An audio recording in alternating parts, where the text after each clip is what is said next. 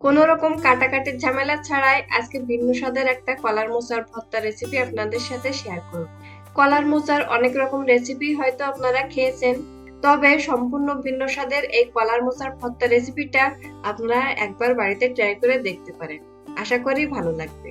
এখানে আমি কলার মোচার ভিতরের দিকের যে সাদা অংশটা থাকে সেটাই নিয়েছি।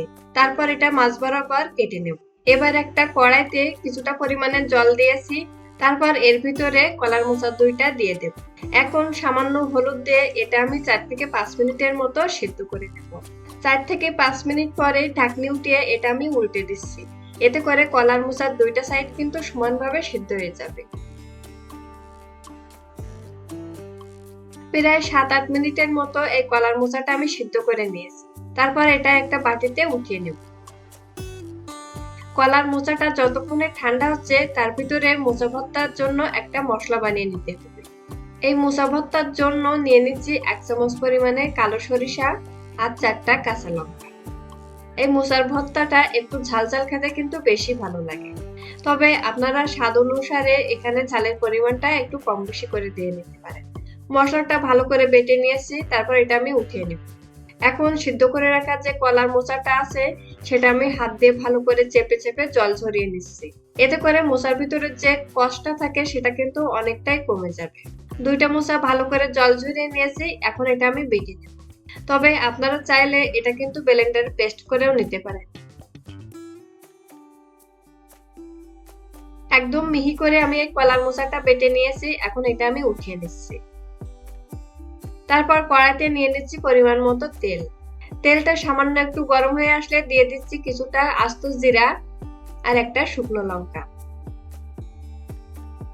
জিরা আর শুকনো লঙ্কা তেলে সামান্য একটু ভেজে নেব। তারপরে দিয়ে দিচ্ছি পেস্ট করে রাখা কলার মোচা। আপনারা যারা আমার চ্যানেলে নতুন তারা প্লিজ আমার চ্যানেলটা সাবস্ক্রাইব করবেন আর পাশে থাকা বেল আইকনটা ক্লিক করে দেবেন। এতে করে আমার চ্যানেলের নতুন নতুন সব ভিডিও সবার আগে আপনার কাছে পৌঁছে যাবে।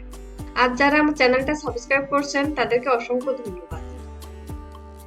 2 থেকে 3 মিনিটের মতো কলার মোচাটা তেলের সাথে ভালো করে ভেজে নিয়েছি। এখন দিয়ে দেব 1/2 চামচ লবণ, 1/2 চামচ হলুদ আর বেটে রাখা মশলাটা। এখন মশলার সাথে কলার মোচাটা ভালো করে মিশিয়ে নেব।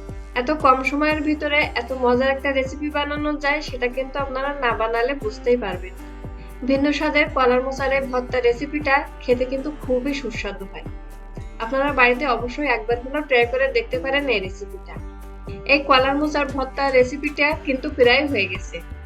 মশলার সাথে এই মোচাটা মিশিয়ে আরো 3 থেকে 4 মিনিটের মতো জাল করে নিয়েছি।